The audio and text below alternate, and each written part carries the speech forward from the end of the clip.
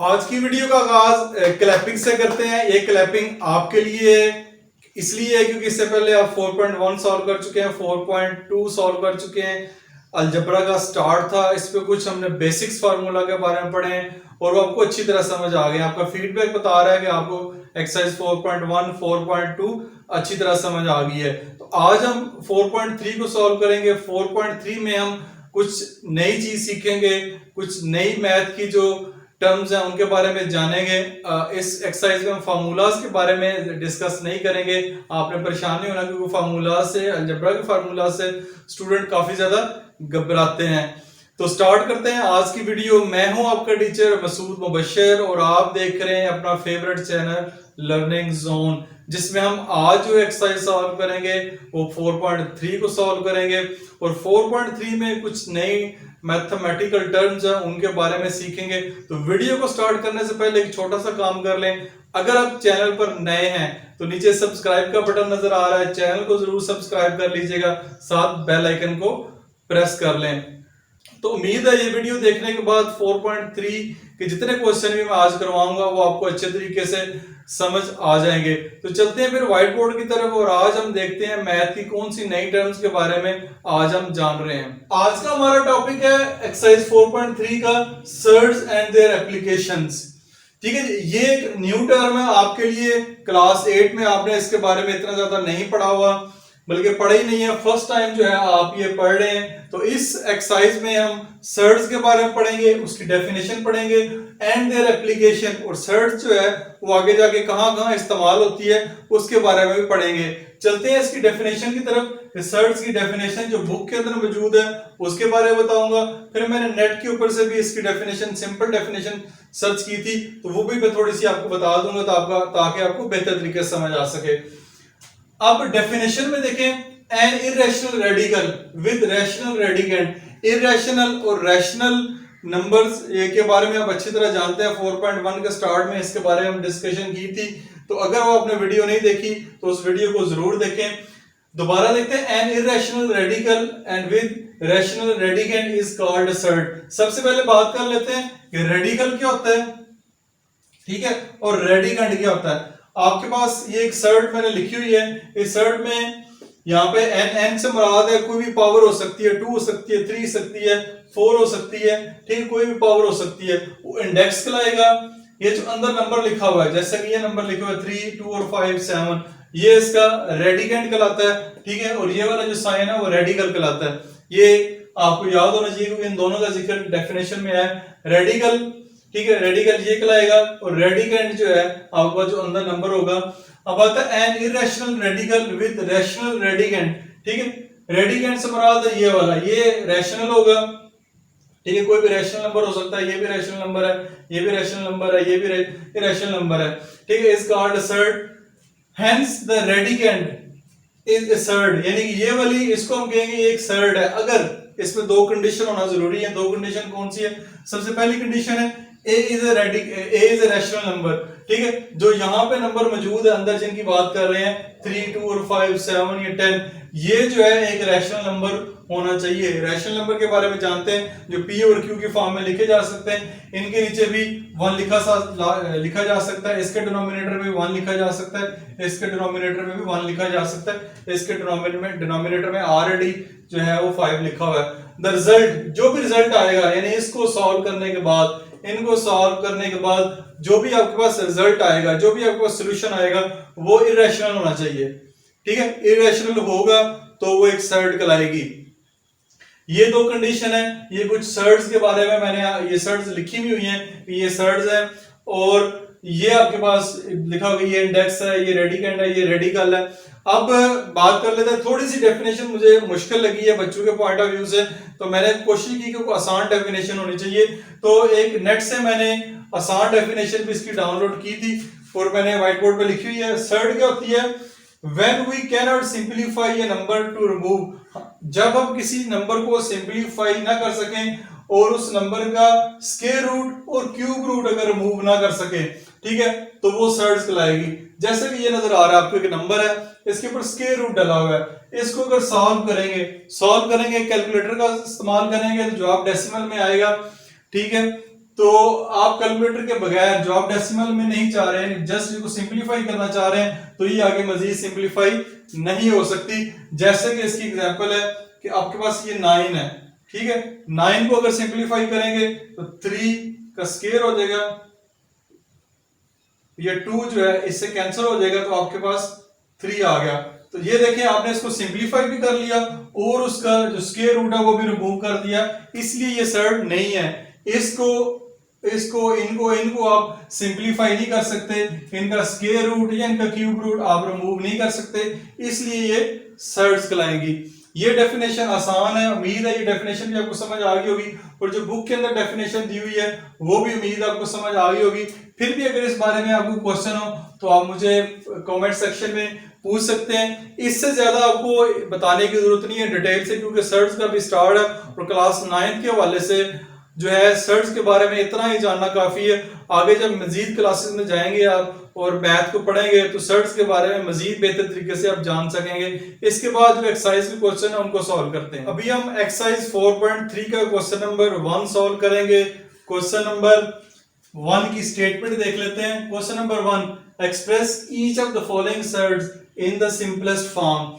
आपको question number 1 में कुछ सर्ड्स दी हुई हैं, उनको सिंपलेस्ट फॉर्म में करना है, जितना मैक्सिमम सिंपलीफाई हो सकती है उनको सिंपलीफाई कर लेना है। सबसे पहले हम देखें तो अंडर रूट 180 या स्क्वायर रूट 180 लिखा हुआ है, तो आपने इसको सॉल्व करना, सिंपलीफाई करना है। सिंपलीफाई करने के लिए आपने 180 के प्राइम फैक्टर निकाल लेने हैं, जितने इसमें प्राइम फैक्टर आ सकते हैं। ये प्राइम फैक्टर मैंने निकाले हुए हैं। 180 को सबसे पहले 2 पे डिवाइड करना है, ठीक है। सबसे छोटा जो प्राइम फैक्टर है वो 2 है, इसका 2 पे डिवाइड करेंगे तो 90 आ जाएगा, यानी 2 को 90 इस 180 को डिवाइड करेंगे, फिर 90 को 2 से करेंगे तो आपके पास 45 आ जाएगा। 45 को फिर अब 2 पे डिवाइड नहीं होता तो इसको 3 पे डिवाइड करेंगे, 3 पे 15 3 ज़ा 45 होता है, फिर 15 को 3 पे डिवाइड करेंगे तो 5 3 ज़ा 15, और फिर 5 को 5 पे करेंगे तो 5 1 ज़ा 5। ये इसके आपके पास जो प्राइम फैक्टर है वो आ चुके हैं। इन प्राइम फैक्टर को आपने अंडर रूट 80 एक अंडर रूट के नीचे 180 की जगह आपने इसके ये प्राइम फैक्टर जो है वो लिख लेने हैं। 2 multiply bye 2 multiply by 3 multiply by 3 multiply bye 5 जैसे कि आपको नजर आ रहे हैं। अब आपने नेक्स्ट स्टेप में क्या करना है, नेक्स्ट स्टेप में आपने ये आपका एक पेयर बन रहा है, ठीक है, एक आपका ये पेयर बन रहा है, ये 5 जो है यहाँ पे अकेला है, तो जो पेयर बन रहे हैं इनको पेयर बना दे। पेयर क्यों बनाते हैं, पेयर इसलिए बनाते हैं कि इसके अंडर रूट की वैल्यू जो है 1/2 होती है, तो 1/2 होती है तो 2 जो है इस 2 से कैंसिल हो जाएगा, तो इस तरह ही सिंपलीफाई हो जाएगा। ये पेयर बनेंगे जैसे कि आपको नजर आ रहे हैं, इस 2 2 लिखे 2 मल्टीप्लाई बाय 2, तो मैंने इसको 2 का स्क्वायर कर दिया। 3 मल्टीप्लाई बाय 3 लिखा हुआ है तो इसको मैंने 3 का स्क्वायर कर दिया। 5 अकेला है तो वो अकेला ही रहेगा। अब जो है क्योंकि ये स्क्वायर रूट या अंडर रूट पूरी तीनों टर्म के ऊपर लगा हुआ, 2 के ऊपर भी है, 3 के ऊपर भी है, 5 के ऊपर भी है। नेक्स्ट स्टेप में मैंने ये अलग-अलग 2 पे अलग कर दिया, 3 पे अलग कर दिया और 5 पे अलग कर दिया। ये स्टेप अगर ना भी करें, इकट्ठा भी रहने दें एक के ऊपर ही, तब भी आपके लिए कोई मसला नहीं है। मैंने जस्ट आपको समझाने के लिए, मजीद इसको सिंपलीफाई करने के लिए कि ये इनके ऊपर अलग-अलग कैसे कटता है, क्योंकि डायरेक्ट इसको ऐसे भी काटा जाता है, 2 इससे कट गया, 2 इससे कट गया, डायरेक्ट इस स्टेप के ऊपर भी आ सकते हैं और क्वेश्चन आपका ठीक होगा। लेकिन जस्ट आपको समझाने के लिए ये कटता कैसे अलग-अलग लिख दिया। अब अंडर रूट जो इसकी है, स्क्वायर रूट की अंडर रूट की जो पावर होती है इसको 1/2 लिखते हैं, या ये लिख ले या ये लिख ले 1/2। तो मैंने इस सिंबल को हटा के, ठीक है, इस सिंबल को रिमूव करके 1/2 मल्टीप्लाई बाय 2 ये वाली सिंबल हटा दी है, 1/2 मल्टीप्लाई बाय 2 इसकी सिंबल मैंने नहीं हटाई। इसको रिमूव ना करने का मकसद ये कि यहाँ पे तो 2 है नहीं जिससे इसकी कटिंग हो, इनके लिए तो 2 मौजूद है। ये 2 इस 2 से कट जाएगा, ये 2 इस 2 से कट जाएगा, ये कट जाता है, तो इसलिए मैंने इनके ऊपर ये हटा के सिंबल ये वाला जो इसकी वैल्यू 1/2 लिख दी है, इसको वैसे का वैसे रहने दे। ये कट जाएगा, 1 लिखने की जरूरत नहीं, तो 2 multiply by 3 multiply by under root 5 आ जाएगा। अब जस्ट 3 2 6 कर दे, 6 अंडर रूट 5, तो ये आपके पास ये सिंपलीफाई फॉर्म में आ चुकी है। ये इसकी सिंपलेस्ट फॉर्म है। आपने देखा कि सर्च की जो डेफिनेशन हमने इस वीडियो के पहले हिस्से में पढ़ी थी कि हम इसको जो स्क्वायर रूट है या इसका जो क्यूब रूट होता है उसको हम रिमूव नहीं कर सकते। सोल्यूशन सिंपलीफाई जितना मर्जी कर लें, इसका जो स्क्वायर रूट है ये रिमूव ये नहीं होगा, ये यहाँ पे कहीं ना कहीं आपको मौजूद है, लेकिन 180 को हमने सिंपलीफाई करके यहाँ तक ले आए हैं, इससे मजीद ये सिंपलीफाई नहीं होता। तो ये सर्ट्स की डेफिनेशन है उसके ऊपर पूरा उतरता है। पार्ट 2 की तरफ चलते हैं। पार्ट 2 में लिखा है 3 मल्टीप्लाई बाय अंडर रूट 162। अब आपने ये बात याद रखनी, यहाँ पे बच्चे बहुत सारे मिस्टेक करते हैं, ये इसको ये चीज नहीं समझना आपने कि 162 ये क्यूब रूट, ठीक है, ये क्यूब रूट की जो पावर है 3 ऊपर लिखा हुआ है, ये 3 साइड पे अलग से लिखा हुआ है। नेक्स्ट इसके जो पोर्शन है क्वेश्चन में उनमें मैंने मल्टीप्लाई का साइन डाल दिया है कि ताकि आपको पता चले ये सेपरेट है। ये जो क्यूब रूट होगा तो उसकी पावर ऊपर जो है अलग से लिखी होगी। अब इसी तरह वंस जिससे कि 180 है इसके प्राइम फैक्टर निकालें, इस तरह 162 है आपके पास, 162 के भी आप जो है वो प्राइम फैक्टर निकाल लें। प्राइम फैक्टर निकालें, ये आपके पास मैंने निकाल दी हुए हैं, आपको नजर भी आ रहे हैं। जस्ट सिंपलीफाई, ये क्लास 6 से आप सीख रहे हैं। इनको आप 3 को अलग से लिखें, 3 मल्टीप्लाई बाय जो अंडर रूट है उसमें आप 2 multiply by 3 multiply by 3 multiply by 3 multiply 4 दफा 3 और 1 दफा 2 है, जैसे कि आपको नजर भी आ रहा है। अब इनके पेयर बना लें, ये आपका एक पेयर है, ये आपका एक पेयर है। जैसे यहाँ पे 5 अकेला था, यहाँ पे 2 अकेला है। नेक्स्ट टाइम में 3 मल्टीप्लाई बाय 2 अकेला रहने दें, ये पेयर की फॉर्म में, इसको 3 का स्क्वायर कर दें, इसको भी 3 का स्क्वायर कर दें अगले स्टेप में। फिर उससे अगले स्टेप में अगर आप करना चाहते हैं 3 मल्टीप्लाई बाय अंडर रूट 2, इसका स्क्वायर रूट अलग लिखें, इसका अलग लिखें और इसका अलग लिखे। मैंने सबका अलग लिख दिए। अब मैंने यहाँ पे 1/2 पावर नहीं लिखी, इसको मैंने डायरेक्ट इससे काट रहा हूं, ऐसे भी आप काट सकते हैं। 2 को अंडर रूट से ऐसे निशान भी लगा देंगे तो टीचर को या एग्जामिनर को पता चल जाएगा आपने इसके साथ इसकी कटिंग की। इसकी कटिंग नहीं हो सकती क्योंकि इसकी पावर 2 यहाँ पे नहीं है। तो 3 multiply by under root 2 multiply by ये इनके अंडर रूट जो है इसके रूट खत्म हो गए हैं, तो ये 3 मल्टीप्लाई बाय 3 रह जाएगा। तो 3 3 9, 9 3 27 और ये अंडर रूट 2 वैसे का वैसा आएगा।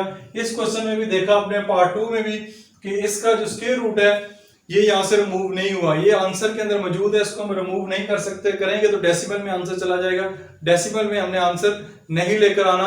इस तरह ये दोनों क्वेश्चन आपने देखा सर्ट्स की जो कंडीशन उस पर पूरा उतरते हैं, और हमने 2 पहले जो पार्ट है उसमें सर्ट्स को सिंप्लीफाई करना भी सीखा। और उम्मीद है आपको ये क्वेश्चन पार्ट 1 और पार्ट 2 अच्छे तरीके से समझ आ गए होंगे। अब इनके नेक्स्ट पार्ट की तरफ चलते हैं। अच्छा जी, अब हम क्वेश्चन नंबर 1 का पार्ट 3 और पार्ट 4 जो है अभी सॉल्व करेंगे। पार्ट 3 की स्टेटमेंट की तरफ चलते हैं। 3/4 multiply by cube root under root cube root 128। ये बात यहाँ पे काबिल जिक्र है कि 3/4 अलग से मल्टीप्लाई बाय, अब ये क्यूब रूट है, ये पावर 3 लगी हुई है। इस क्वेश्चन में आपको पावर 5 नजर आ रही है, तो ये पावर जो है ऐसे ऊपर करके लगी होगी, ठीक है। इसमें ऐसे लिखा गया होगा, ऐसे, इससे पहले क्वेश्चन में देखा ऐसे लिखा हुआ था। इसमें और इसमें फर्क है, ये फर्क आपको पता होना चाहिए। ये क्यूब रूट है, ये आपका स्क्वायर रूट है, ये 3 वैसे साथ मल्टीप्लाई हो रहा है, तो ये बच्चे भी बहुत सारे मिस्टेक कर देते हैं। मैंने कोशिश की ये भी आपको बता दूं। तो ये आपका क्यूब रूट है, पावर 3 है, अगेन आपके पास 128 है। 128 के आप प्राइम फैक्टर जो है वो निकाल लिए, जैसे कि मैंने निकाले हुए हैं। ये मैं आपको नहीं समझाऊंगा, ये आपको निकालने भी आते हैं और पिछली क्लास में पढ़ भी चुके हैं आप। तो ये इसके 128 के प्राइम फैक्टर मैंने लिख लिए हैं। 2 जो है वो 1 2 3 4 5 6 7 टाइम 2 है जी, 2 को है मैंने 7 टाइम लिख लिया है। अब आपके पास ऊपर देखिए पहले पावर 2 आ करती थी इससे पिछले पार्ट में, अब आपके पास पावर 3 है।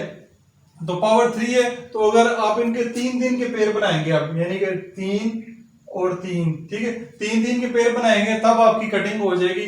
नेक्स्ट इसके पार्ट में मैंने 3 के पेयर बना दिया, 2 की पावर 3 2 की पावर 3 और एक जो 2 है वो यहाँ पे बच गया है, क्योंकि टोटल जो फैक्टर बने हैं इसके वो 7 है। 7 में से जो 6 जो 2s हैं उनके वो पेयर बन गए हैं, तो 3 3 के एक जो है वो बच गया इसमें। अब नेक्स्ट स्टेप में क्या करेंगे, ये जो क्यूब रूट है 3 सबके ऊपर इकट्ठा लगा हुआ है, तो मैंने अलग अलग सबके ऊपर लगा दिए, सेपरेट लगा दिए। तो तो सेपरेट लगाना जरूरी नहीं है, लेकिन मैं चाहता हूं कि मेरे चैनल के ऊपर एक तो तमाम क्वेश्चन आपके बच्चों को करवाए जाएं, एक एक पार्ट में करवाऊं और उसका एक एक स्टेप में करवाऊं। बेशक क्वेश्चन लंबे भी हो जाएं, आपको लगे कि सर के क्वेश्चन काफी लेंथी होते हैं, लेकिन मैं एक एक स्टेप जो है वो करवाता हूं, तो आगे यकदम मैं स्टेप पे आ जाऊं तो आपको ये स्टेप अगर जुबानी भी करवाए जा सकते हैं, आपके टीचर यहाँ हो सकता है वो भी करवाते हो, लेकिन कुछ टीचर डायरेक्ट करवा देते हैं तो बच्चों को समझ नहीं आती कि सर डायरेक्ट ये कटिंग इनकी कैसे हो गई है। तो मैंने अलग-अलग सबके ऊपर क्यूब रूट लगा दिए, क्योंकि सबके ऊपर है तो हम इनके ऊपर अलग-अलग भी लगा सकते हैं। तो अलग-अलग मैंने लगा दिए सबके ऊपर क्यूब रूट। उससे नेक्स्ट स्टेप में 3/4। तो अब ये यहाँ पे जानते हैं इसकी जो वैल्यू है वो आपके पास 1/3 है। अगर ना लिखा हो कुछ भी, ठीक है, स्क्वायर रूट है तो उसकी वैल्यू 1/2 होती है, जो इससे पिछले क्वेश्चन में हमने देखा है, लेकिन इसकी वैल्यू जो है 1/3 है। तो ये क्यूब रूट को हटा के 1/3 मल्टीप्लाई बाई 3, इसका भी क्यूब रूट हटा के 1/3 मल्टीप्लाई बाई 3 कर दिया। इसका क्यूब रूट मैंने नहीं हटाया, रिमूव नहीं किया। क्यों नहीं किया? इसकी क्योंकि 3 है नहीं, इसकी कटिंग नहीं होनी। तो नेक्स्ट टाइम में आप इनकी कटिंग कर दें, कटिंग करके क्यूब रूट रिमूव हो गया तो 3/4 मल्टीप्लाई बाय 2 मल्टीप्लाई बाय 2, यानी इनके ऊपर 1 पावर है वो लिखने की जरूरत नहीं है। 2 मल्टीप्लाई बाय 2 मल्टीप्लाई बाय, ये वैसे का वैसा आ जाएगा, अंडर क्यूब रूट 2, ठीक है। 2 2 आर 4, 4 कैंसिल हो जाएगा इससे, या वैसे भी कैंसिल कर दें, 2 2 आर 4 से कैंसिल हो जाएंगे, तो आपके पास बचेगा 3 मल्टीप्लाई बाय क्यूब रूट 2। यह इसका आंसर है। ये मजीद अब जो है इससे आगे सॉल्व नहीं होता। इस तरह इसका जो आंसर है ये आपके पास आ गया है। इसके बाद जो नेक्स्ट पार्ट है पार्ट 4, वो सॉल्व करेंगे। पार्ट 4 भी इसी तरह का क्वेश्चन है, लेकिन यहाँ पे देख सकते हैं पावर अब जो है इसकी 5 लिख दी है, ठीक है। तो अगर पावर इसकी यहाँ पे 5 है तो ये इसका मतलब है कि इसकी वैल्यू जो है 1/5 हो गई है। तो अगेन 96, x की पावर 6, y की पावर 7, z की पावर 8। तो 96 की आपने प्राइम फैक्टर निकाल लेने हैं, जैसे कि मैंने निकाले हुए हैं, और वो आपने लिख लेने हैं। 2 जो है वो आपके पास 5 टाइम है और 3 जो है 1 टाइम है। 1 2 3 4 5 और 3 जो 1 टाइम लिख लिया। x की पावर 6, y की पावर 7, z की पावर 8 और ऊपर जो है पावर 5 आ गई है। अब आपने ये क्या करना है कि इसके पांचों को इकट्ठा कर लें, इसके जो पेयर 5 2 जो इकट्ठा कर लें, एक पेयर बना लें इसका, ठीक है। उसके ऊपर 2 की पावर 5 कर दें। ये 2 की पावर 5 क्यों की है, ये 2 की पावर 3 क्यों की है, ऊपर 3 है, इधर ऊपर 5 है, तो मैंने इसके 2 की पावर 5 करके इकट्ठा कर दिया। एक जो 3 आपको नजर आ रहा है, ठीक है, ये अलग से है, इसके ऊपर इसकी क्योंकि अकेले ही है तो इसको अकेले लिखा जाएगा। अब x की पावर 6 है, y की पावर 7 है, z की पावर 8 है। इस स्टेप को जरा गौर से देखना है। x की पावर 6 है, तो अगर हम x की पावर को 6 को x की पावर 5 मल्टीप्लाई बाय x की पावर 1 लिख लें, जो कि क्लास 7 में एक्सपोनेंट के रूल पढ़े हैं कि x अगर बेस सेम है तो पावर्स आपकी ऐड होकर दोबारा वही चीज लिखी जा सकती है। तो मैंने x की पावर 5 मल्टीप्लाई बाय x की पावर 1 अलग करके लिख लिया। क्यों लिखे है कि हमारे पास 5 है, x की पावर 5 जैसे कट हो जाएगी तो ये आसान हो जाएगा। x की पावर जो 6 है वो 5 से ऐसे कट नहीं होती। y की पावर 7 है तो y की पावर 5 और y की पावर 2 मैंने लिख दिया है। z की पावर 8 है तो मैंने z की पावर 5 और z की पावर 3 लिख दिया है। 5 5 इसलिए किया है क्योंकि हमने इसकी कटिंग करनी है, सिंपलीफाई करना है। हमारे पास क्वेश्चन भी है कि सिंपलेस्ट फॉर्म में इसको लेके आना है आपने। तो नेक्स्ट स्टेप में आप देखें कि मैंने अब 2 की पावर 2 के ऊपर जो इसकी पावर 5 है उसको 1/5 कर दिया मल्टीप्लाई बाय 5, ये वाला 1/5, ये इसकी जो आ रही है ये 5 ये वाला, इसको 1/5 फॉर्म में लिखेंगे मल्टीप्लाई बाय 5। उसके बाद x की पावर 5, y की पावर 5 और z की पावर 5, ये तीनों को मैंने एक जो टर्म बना दिए, एक में इकट्ठा कर दिया क्योंकि सबकी पावर 5 है, इसके ऊपर 1/5 ये वाला लगा दिया मल्टीप्लाई बाय। अब इसकी भी पावर 1 है, इसकी पावर 1 है, इसकी पावर 2 है, इसकी पावर 3 है, इनकी कटिंग नहीं होनी, ठीक है। इनको मैंने एक अलग टर्म बना दिया, इनको अलग से लिख दिया, ये ऊपर 5 लगा के under root 3 multiply by x की पावर 1, y की पावर 2 मल्टीप्लाई z की पावर 3, इनको अलग से लिख दिया क्योंकि ये अब इनकी कटिंग नहीं होगी, इन दो की कटिंग होगी। तो इसको आप इससे काट दें, ठीक है, ये आपके पास 1 आ जाएगा, 1 लिखने की जरूरत नहीं है।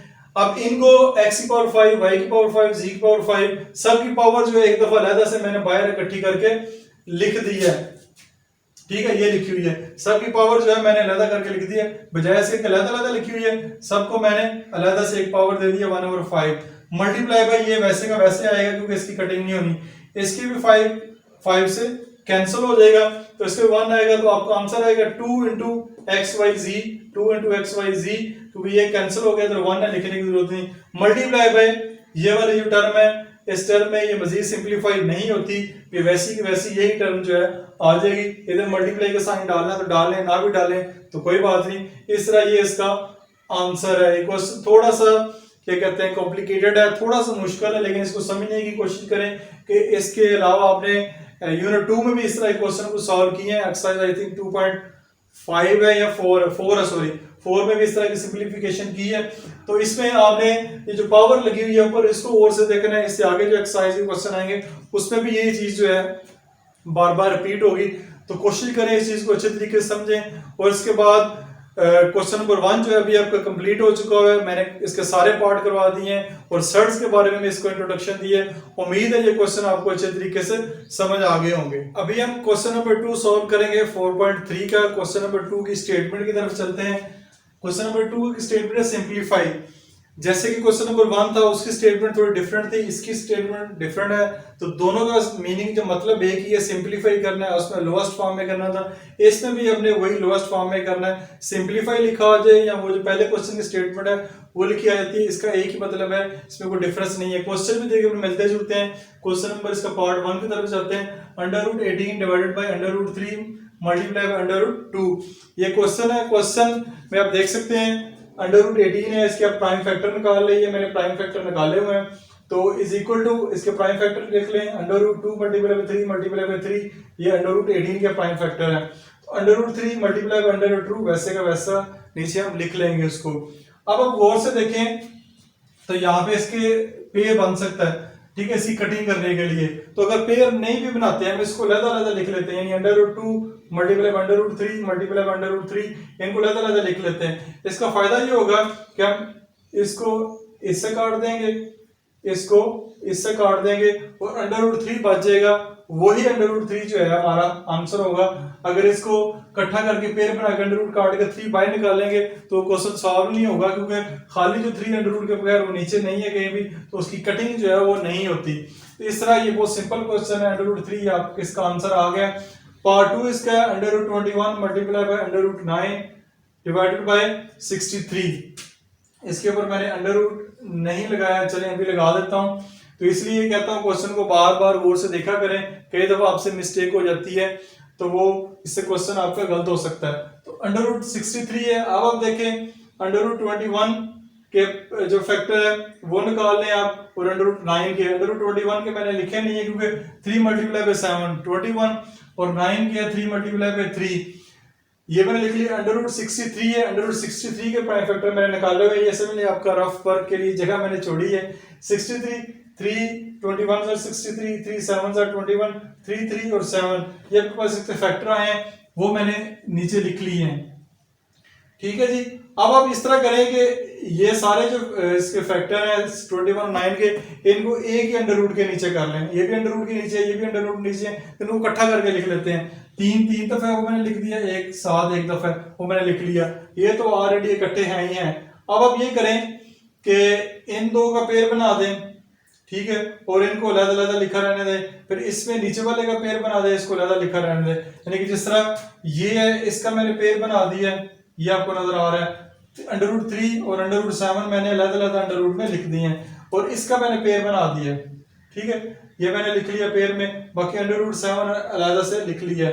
अब इस तरह इसमें होगा ये कि √7 से काट दें, या इनकी कटिंग ऐसे कर लें, फिर 3 बच जाएगा, 3 को खाली काट दें, या सेम है तो इनको वैसे भी आपस में काटा जा सकता है, इसमें कोई ऐसा मसला नहीं है। तो आपके पास बच जाएगा √3, तो यही √3 इस क्वेश्चन का भी आंसर है। पहले पार्ट और दूसरे पार्ट का जो आंसर है वो √3 ही है। पार्ट इसका 3 की तरफ चलते हैं। पार्ट 3 बिल्कुल वैसा पार्ट है जैसे कि हमने क्वेश्चन नंबर 1 का लास्ट पार्ट किया था, यहाँ पे पावर 5 थी। फर्क ये है कि यहाँ पे x की पावर 5, y की पावर 10, z की पावर 15 है, ये वो नंबर है जो सारे 5 पे डिवाइड होते हैं, इसलिए ये क्वेश्चन उससे काफी आसान है। 243 के अगर प्राइम फैक्टर देखा जाए तो ये मैंने निकाले हुए, उम्मीद है कि आपको नीचे तक नजर आ रहे होंगे। तो ये फैक्टर निकाल के यही फैक्टर सारे जो है मैंने यहाँ पे लिखे हुए हैं। ये 3 जो है वो 5 दफा इसमें, ठीक है, 3 जो है इसमें 5 टाइम है, मल्टीप्लाई बाय x की पावर 5, y की पावर 10 और मल्टीप्लाई बाय जी की पावर 15 है। तो इसमें आप देखें 3 की पावर 5 कर दें, इस पांचों के पांचों 3 को इकट्ठा कर लें, 5 क्यों पेयर क्यों बनाएंगे, यहाँ पे पावर 5 है तो इसकी कटिंग हो जाएगी। इसको लहदा से लिख सकते हैं x की पावर 5 √5 जो है उसके ऊपर आ जाएगा, मल्टीप्लाई बाय √5 के नीचे y की पावर 10 आ जाएगा, मल्टीप्लाई √5 के नीचे z की 15 आ जाएगा। अब ये अंडर रूट हटा के जो इसकी वैल्यू है वो 1/5 तमाम जो टर्म है उनके ऊपर लगा दें। यहाँ भी 1/5, यहाँ भी 1/5, यहाँ भी 1/5, यहाँ भी 1/5 हो गया। 5 5 से काट दें, 5 5 से काट दें, 5 1 ज़र 5, 5 2 ज़र 10, 5 1 ज़र 5, 5 3 ज़र 15। कटिंग होगी इनकी 3x y की पावर 2 और z की पावर 3, ये आपके पास आ जाता है। तो इस तरह आपका ये क्वेश्चन जो है 3x y की 2 z की 3, ठीक है, ये आपका सॉल्व हो गया हुआ है। आप देख सकते हैं इसको सिंपलीफाई मैंने कर दिया, जस्ट इसमें उन्होंने कहा था सिंपलीफाई करें, लोएस्ट फॉर्म में लेकर आए। तो इस क्वेश्चन में हमने इसको लोएस्ट फॉर्म में कन्वर्ट कर दिया है, सिंपलीफाई इसको कर दिया। इस तरह क्वेश्चन नंबर 2 के पहले जो 3 पार्ट है वो भी सॉल्व हो चुके हुए हैं। इसके जो नेक्स्ट पार्ट है वो हम नेक्स्ट वीडियो में सॉल्व करेंगे, कि वीडियो काफी लंबी हो चुकी है, इसलिए मैंने इसके आज सिर्फ 3 पार्ट ही करेंगे। बाकी जो इसके नेक्स्ट पार्ट है क्वेश्चन नंबर 2 के नेक्स्ट वीडियो में सॉल्व करेंगे। उम्मीद है कि एक नया टॉपिक है सर्च से रिलेटेड आपको अच्छे तरीके से समझ आ गया होगा, इसकी एप्लीकेशन भी काफी हद तक समझ आ गई होगी। ये जब तक क्वेश्चन समझ नहीं आएंगे, इसके जो नेक्स्ट क्वेश्चन है वो आपको समझ नहीं आएंगे। इनको बार बार देखें, अगर कोई मसला आ रहा है तो कमेंट सेक्शन में जरूर मेंशन कीजिएगा और अपना ख्याल रखिएगा। मिलते हैं इसके बाद नेक्स्ट वीडियो में, तब तक मुझे इजाजत दीजिएगा। खुदा हाफिज, पाकिस्तान जिंदाबाद।